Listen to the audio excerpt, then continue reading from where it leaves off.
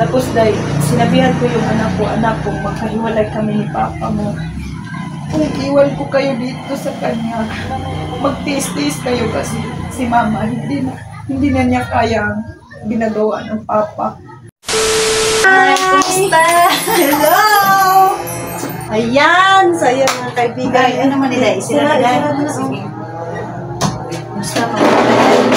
Kadali kay. Naka-sit up na ako sa ako. May pagkaday, murag okay mong sitwasyon doy kay happy kay kaday no lagi. Kaya, ito na siya guys. So, salamat po ng maraming sa lahat po ng aming mga viewers, no? Sa lahat po ng aming mga subscribers. Ayan, welcome back po to our YouTube channel. Ang channel po ni Inday Adventure at channel po ni Luz Adventure. Atin pong aabangan ang aming episode, no? Ang talambuhay po ito ni Inday Adventure, guys. So, no, ayan, malalaman natin ngayon yung problema, yung mga balakid ni Inday Adventure dahil nga marami po siyang problema. So, atin pong isa sa publiko yung kanyang buhay at yun nga, dahil nga hindi nyo naman kilala si Inday Adventure, atin po siyang i-interview ay no. So, sa ngayon, tatanungin po natin siya kung ano po yung mga nangyayari sa kanyang buhay. Yun, ano ba talaga yung mga nangyayari sa inyo ng anak mo ngayon? Since na naikwento mo na sa akin, ikwento mo naman sa ating mga viewers. Ganito kasi yung live. Yung maliit pa yung anak ko, ano po yung anak ko, nakita ko sa katawan niya ay 5 years old, bigla lang siyang lutay-tay. Ganon. Tapos yung papa niya na hindi pa kami iniwanan, sabi ko sa kanya, dalhin natin yung anak natin sa doktor kasi hindi ko alam kung anong sakit sa anak natin. Sabi niya, sige, maghanap lang ako ng pera, hintayin mo ako dito sa bahay. So, yun guys, umabot sa punto, natagalan yung pagpaano namin sa doktor kasi yung papa nila ay pasaway po sa akin. Nadala po namin ay 7 years old na po yung bata.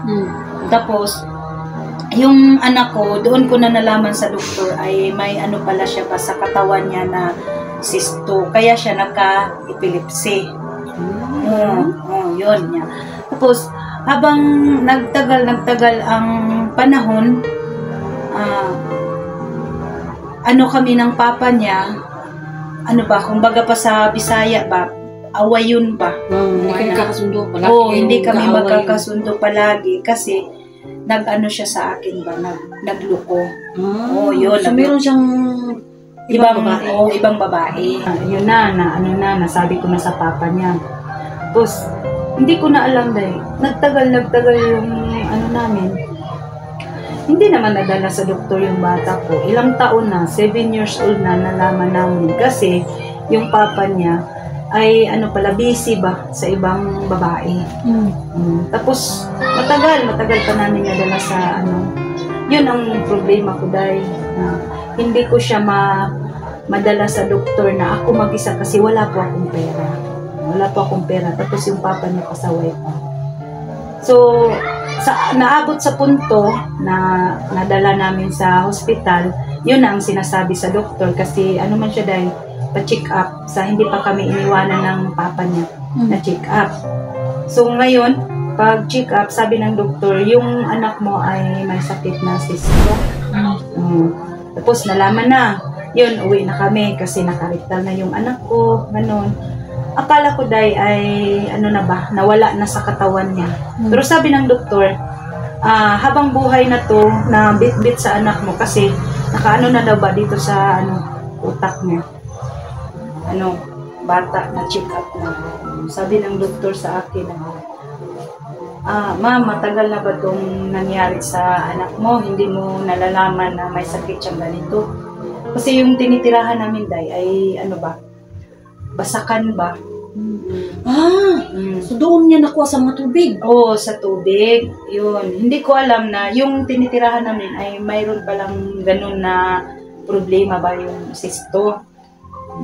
Tapos yung papa niya, walang ano sa amin na iba. Walang Pakialam? pakialam. O, walang pakialam. Paano siya walang pakialam may anak siya? Baka ayaw niya sa anak na ganun. No? Iwan ko lang sa kanya dahil. Kasi pag maghingi ako sa kanya ng mga pagkain sa bata, ano lang siya, hanap ako ng pagkain natin, anak. Tapos, aabot na sa punto na nagkaganyan ang anak ko, sabi ko sa kanya, dalhin natin sa doktor, ganun, anak. Pagkatapos nun, i-ano ko na lang diary ko na lang na istorya. Tapos, pag naglaki ng anak ko, nalalaman ko na bumabalik ang sakit niya na 10 years old. Oo, ang tagal dahil. Akala ko, yung nagpunta kami sa doktor na okay na. Nalalaman ko 18 years Wala bang binigay yung doktor na di ba guys, pag nagpapadoktor tayo, meron naman niya binibigay na gamot sa doktor mo para parang maintenance mo. Oo. Mayroon siya bayal.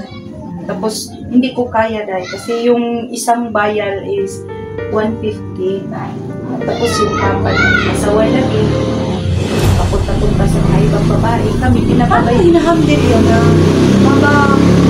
meron kang problema yung asawa mo ba ng babae, no? Tiniis ko ang lahat alang-alang sa anak ko na para lang hindi kami magkahiwalay ng anak ko pa. Pero umabot sa punto na bugbog sarado niya ako. Ha? Bugbog sarado. Guys, hindi niya kasi ito kinikwento sa akin. Yung mga sinasabi niya ngayon, wala. Ang nilapit niya sa akin yung problema niya na sa anak niya na nahihirapan siya. As in, ngayon ko lang ito nalaman. Hindi ko pa alam yung istorya din niya ng buhay niya. Kaya parehas po tayo makikinig sa kanyang kwento ngayon. Bugbog sarado ako tapos sabi ko sa sarili ko, iwanan ko yung mga anak ko, kawawa. Bakit kanya binubugbog?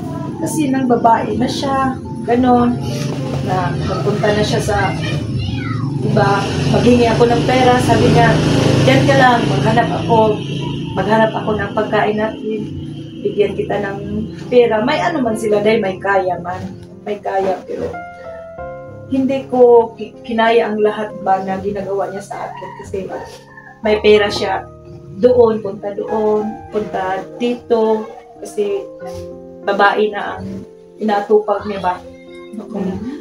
Babae na ang inatupag niya. Tapos yung anak ko, nakita nila na binubugbog ako lagi sa papa nila kasi may iba na ba? May iba ng mahal. Sabi ko sa kanya, kung ayaw mo na sa akin, isauli mo ako sa pamilya ko kasi welcome ako na tatanggapin nila kung ayaw mo sa akin. Tapos sinabihan ko yung anak ko, magkahiwalay kami ni papa mo. Kung iwan ko kayo dito sa kanya, magtiis-tiis kayo kasi si mama hindi na niya kaya ginagawa ng papa. Sabi ng anak ko, saan ka man magpunta, huwag ka nang mag-alala sa akin kasi maintindihan naman ng anak mo. 8 years old yung ko na kamagulangan pa. Tapos yung isa 7. Sabi niya, ma, kung hanggang kaya pa, huwag mo kami iwan. Tapos wala na akong magawa kasi bugbog sarado na talaga ako. Yan, umabot sa punto na nag-ano muna ako sa kanila ba, sa kanyang papa na magpaka-martyr ba, 10 years old yung anak ko.